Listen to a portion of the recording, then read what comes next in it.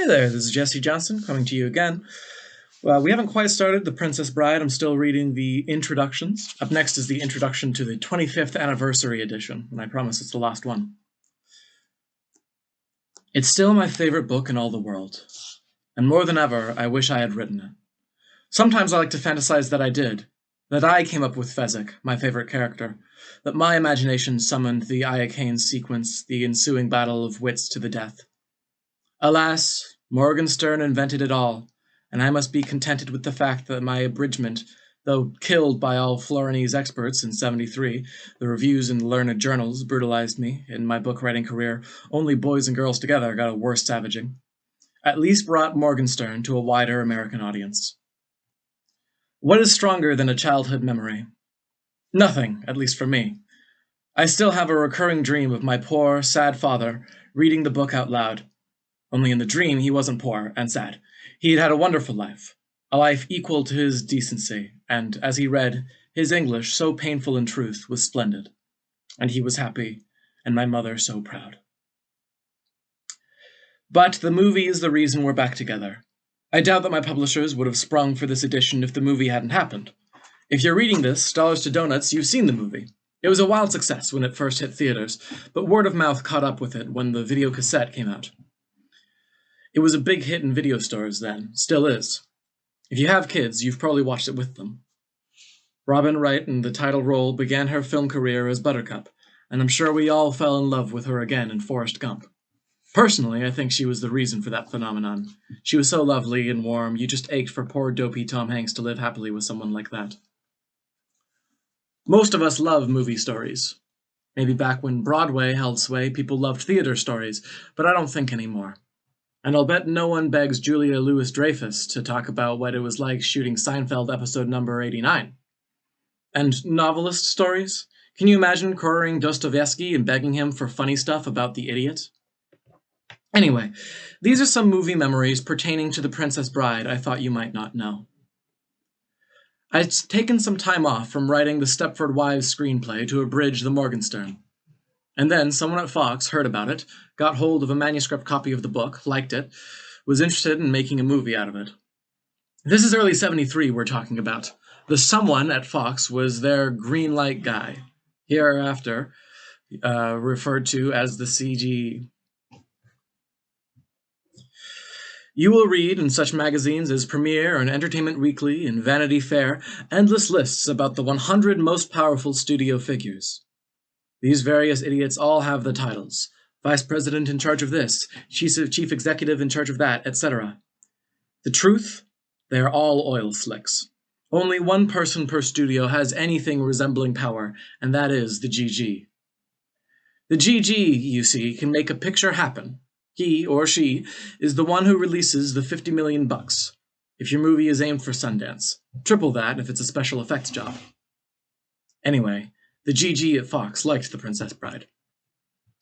Problem, he wasn't sure it was a movie. So we stuck a peculiar arrangement. They would buy the book, but they would not buy the screenplay unless they decided to move forward. In other words, we both owned half the pie. So even though I was tired from finishing the abridgment, I went on nervous energy and did the screenplay immediately after. My very great agent, Everett Ziegler, came to town. Ziegler was the one who orchestrated the Butch Cassidy deal, which, along with The Temple of Gold, my first novel, changed my life as much as anything. We went to lunch at Lutis, chatted, enjoyed each other, parted, me to my office on the Upper East Side in a building that had a swimming pool. I used to swim every day because I had a very bad back then, and the swimming eased things. I was heading for the pool when I realized this. I didn't want to swim. I didn't want to do anything but get home fast, because I was shivering terribly now. I made it home, got to bed, the shivering replaced by fire. Helen, my superstar shrink wife, came in from work, took one look at me, got me to New York Hospital. All kinds of doctors came in. Everybody knew something was seriously wrong. Nobody had a guess as to what it might be. I woke at 4 a.m, and I knew what was wrong. Somehow, the awful pneumonia that almost killed me when I was 10, the reason my father read The Princess Bride to me in the first place, was to get me through those first woeful post-hospital days. Well, that pneumonia had come back to finish the job. And right then, in that hospital, and yes, I expect this will sound nutty to you, as I woke in pain and delirium, somehow I knew that if I was to live, I had to get back to that place where I was a child. I started yelling for the night nurse, because somehow my life and the Princess Bride were forever joined. The night nurse came in, and I told her to read me the Morgenstern. "The what, Mr. Goldman?" she said. "Start with the Zoo of Death," I told her. And I said, No, forget that. Start with the Cliffs of Insanity." She took one close look at me, nodded, said, "Oh, right, that's exactly where I'll start, but I left my Morgenstern at the desk. I'll just go get it." The next thing I knew, here came Helen and several other doctors. "I went to your office. I think I picked up the right pages. Now, is this what you want me to read?" "I don't want you to read anything, Helen. You never liked the book. You don't want to read to me, so you're just humoring me. And besides, there's no part for you. I could be Buttercup." "Oh, come on, she's 21. Is that a screenplay?"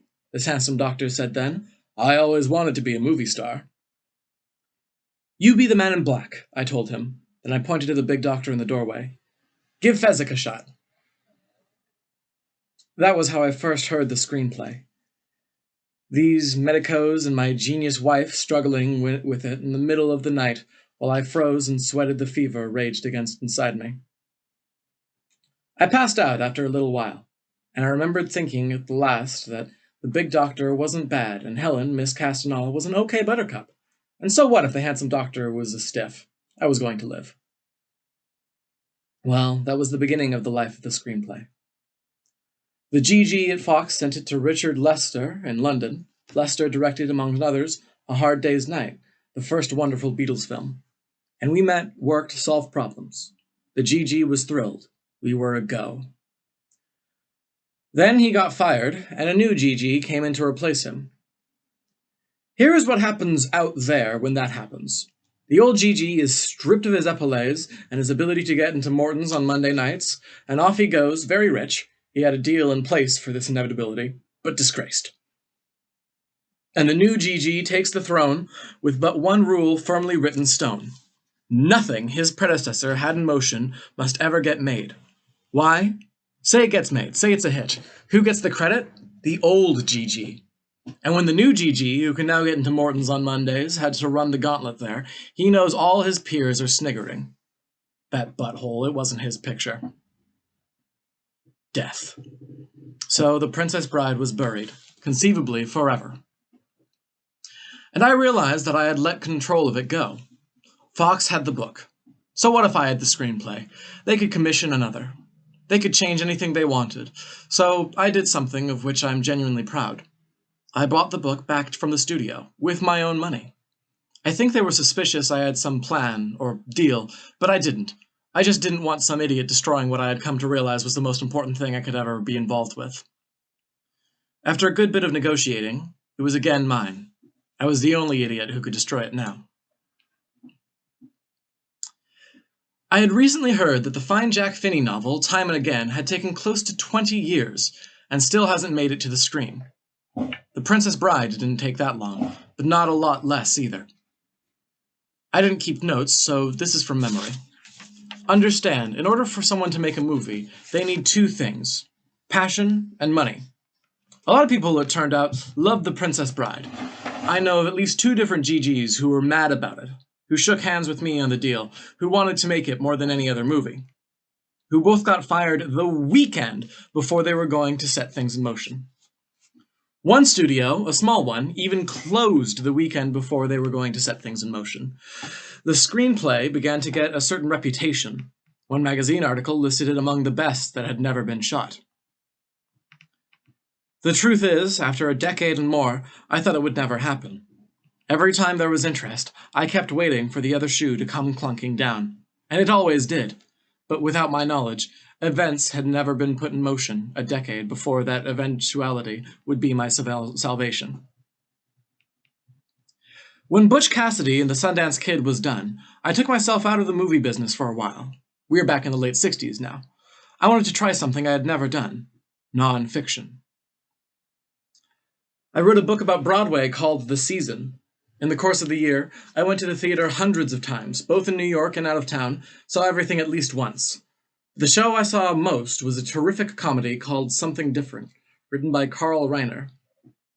Reiner was terribly helpful to me, and I liked him a lot. When the season was done, I sent him a copy. A few years later, when The Princess Bride was finished, I sent him the novel, and one day he gave it to his eldest son. "Here's something," he said to his boy Robert. "I think you'll like this."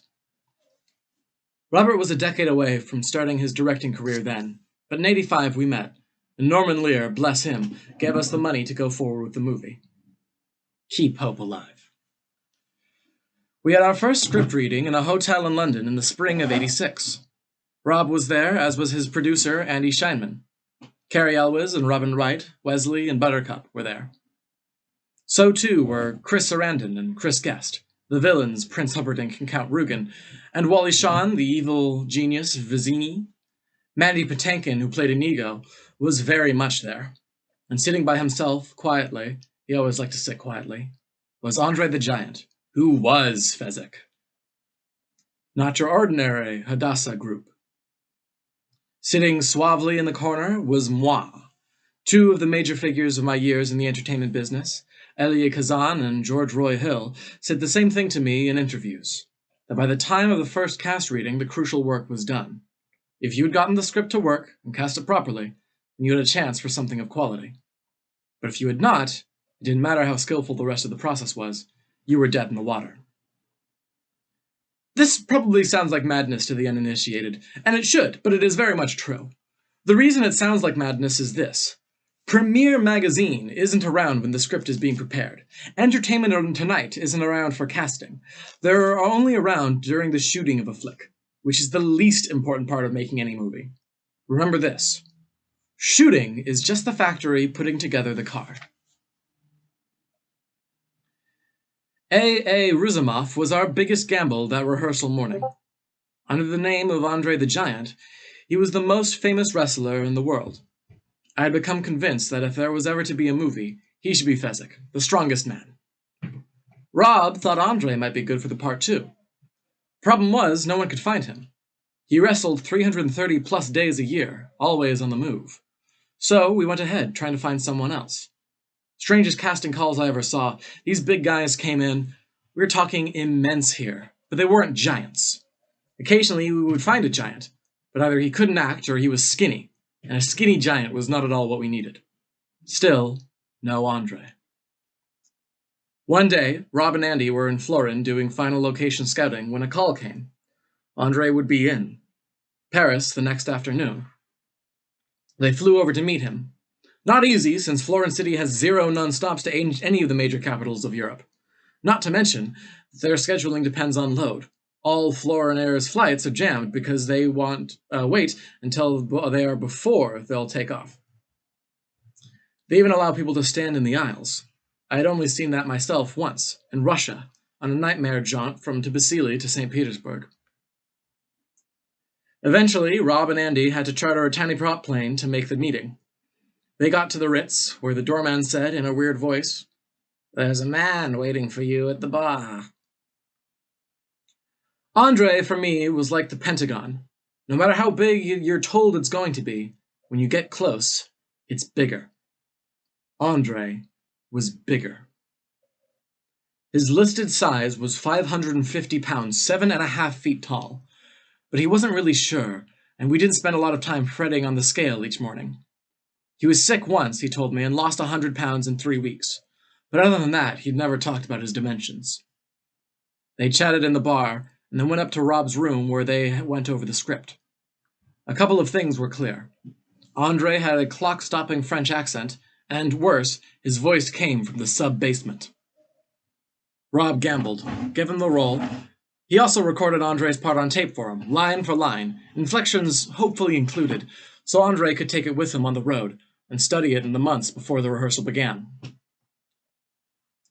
Rehearsal that London morning was intentionally light. A couple of readings of the script, few comments. It was a beautiful afternoon when we broke for lunch, and we found a nearby bistro with outside tables. It was perfect, except the chair was far too small for Andre. The width was for normal people, the arms way too close. There was a table inside that had a bench, and someone suggested we eat there, but Andre wouldn't hear of it. So we sat outside. I can still see him pulling the metal arms of the chair wide apart, squeezing in, then watching the arms all but snapping back into place where they pinioned him for the remainder of the meal. He ate very little, and the utensils were like baby toys, dwarfed by his hands. After lunch, we rehearsed again, doing scenes now, and Andre was working with our Inigo, Mandy Patinkin. Andre had clearly studied Rob's tapes, but it was undeniable that his readings were slow, with more than a little rote quality. They were doing one of their scenes after they had been reunited. Mandy was trying to get some information out of Andre, and Andre was giving one of his slow, memorized readings. Mandy as Inigo tried to get Fezzik to go faster. Andre gave back another of his slow, rote responses. They went back and tried it again and again. Mandy as Inigo asked Andre as Fezzik to go faster, and Andre came back at the same speed as before. Which was when Mandy said, "Faster, Fezzik!" And with no warning, he slapped the giant hard in the face.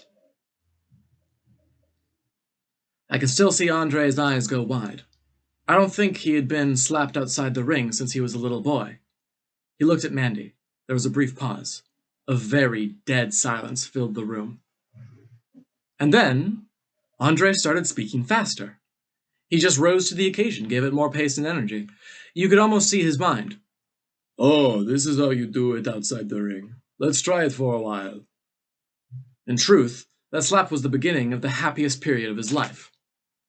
It was a wonderful time for me, too. After the decade plus of waiting, the most important book of my youth was coming to life in front of me. When it was finished, and I saw it finally, I realized that, in my entire career, I only really loved two of the movies I've been involved with: Butch Cassidy and the Sundance Kid, and The Princess Bride. But the movie did so much more than just please me. It brought the book back to life. I began getting these wonderful letters again. Got one today, Scout's Honor, from a guy in LA, who had been dumped by his buttercup and, after a decade of separation, heard she was in trouble. So he sent her a copy of the novel, and, well, obviously they are together now. You think that isn't wonderful, especially for someone like me who spends his life in his pit writing. Touching another human? Can't get better. Of course, along with the good, I have regrets. I'm sorry about the legal troubles with the Morgenstern estate, about which more later. I'm sorry Helen and I went pfft. Not that we both didn't know it was coming, but she did have to leave the very day the movie opened in New York. And I'm sorry the Cliffs of Insanity have now become the biggest tourist attraction in Florin, making life hell for their forest rangers. But this is life on Earth. You can't have everything. Perfect. And finally, that's the end of the introductions. So next time we'll get started on the book properly. In order to sort of whet your appetite for that, I'll just show we've got a beautiful, beautiful map. Perfect. Well, all right. I'll hear from you next time. Thank you for joining me. Bye-bye now.